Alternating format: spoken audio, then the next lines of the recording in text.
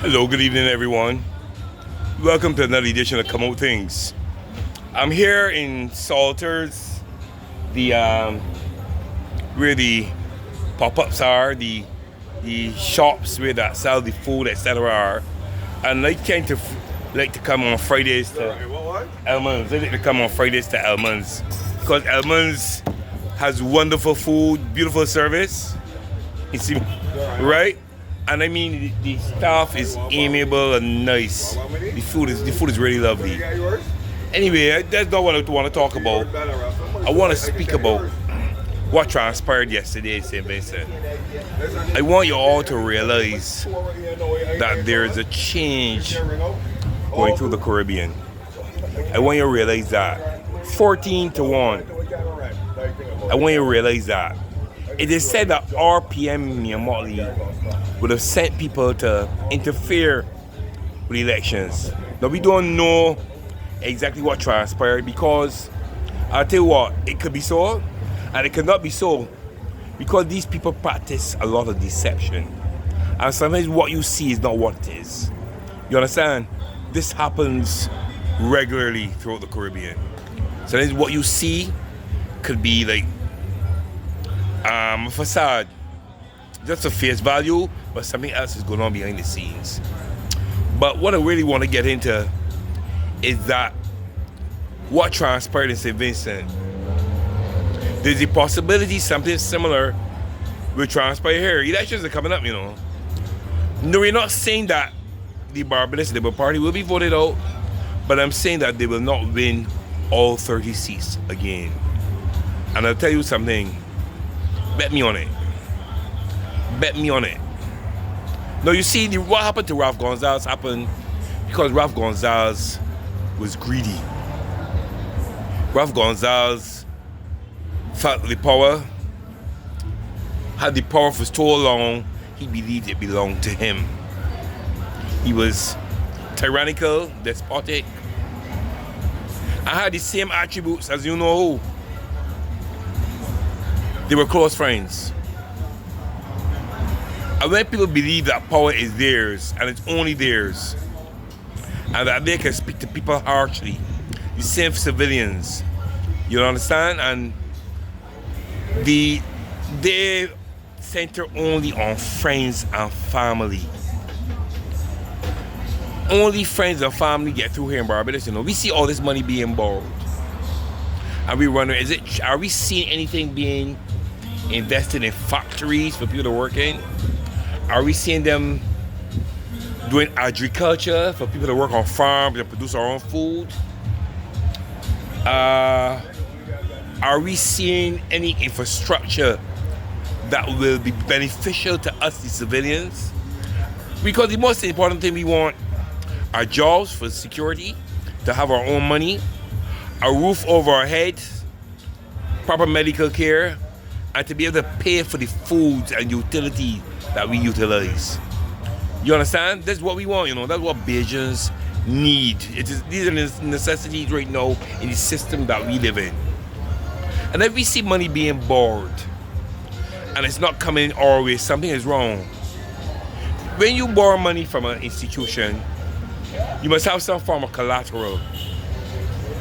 But Barbados doesn't have collateral. We don't have any natural resources. So what is being exchanged in return for these loans? They're saying that Barbados is being bought up. We've seen the Chinese are owning up with the airport. You say, because when you borrow these people money, something has to go with it. You understand? They will loan you the money, but you have to do something. What is being done? I want you all to realize something, right? Our Prime Minister is part of a plan and agenda by a group of people worldwide who want to implement digitalization and these new cities and stuff like that. You will notice that they're on the world stage pushing their persona and speaking about climate change. Speaking a lot about climate change and climate relief reparations and funds. The reason is, if your country has a disaster, you don't and people from outside give you money, you don't have to pay that back, you know. So you know what's happening? They're planning disasters. because they don't have to give back the money. But the money still isn't trickling towards us. Where is the money going? That is the number one question, the $1 million question, so to speak. I'll tell you something though, right? As we go through our lives, our day-to-day living, and we're going to look and see if you, persons who are listening to this, if you have a roof over your head. I mean, you don't mean paying rent. You have your own roof over your head.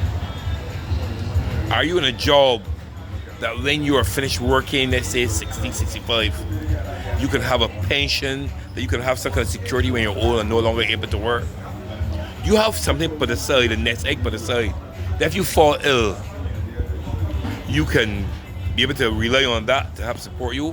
What about to be able to take care of your children and grandchildren? If they ask you for something, can you give them? Are you able to pay your utilities comfortably? Are you able to buy food comfortably? These are the things that we as Barbadians need. You understand? These are the necessities. Is our government right now, this Myanmar administration, ensuring that we have these things? I say no. I say that we have been duped continuously by B and D.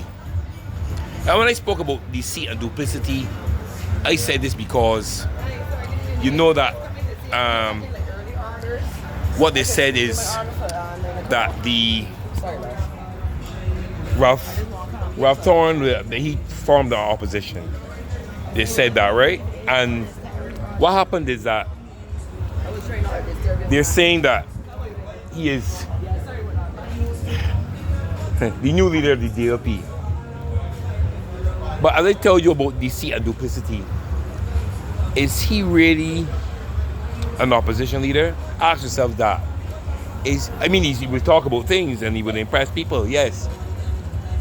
But who is to say that he was not placed there to destroy what was built or what was being built? Who is to say that? Sometimes what we see is not what it always is here. Ask yourself these questions. I'm not saying that is what it is, but ask yourself, because I'm seeing a lot of foundations that were laid being broken down. I'm seeing a lot of things that are not conducive to the development of any political party. I'm seeing these things, and I find I'm concerned. You know, I'm not a D, I'm not a B.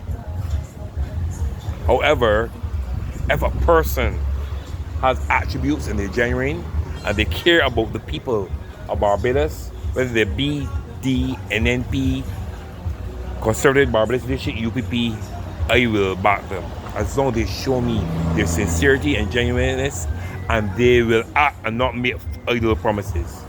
Because that's what we are undergoing right now. A lot of idle promises and a lot of legislation that is not beneficial to us. People are angry when we speak out. You know, the politicians are really angry when we talk.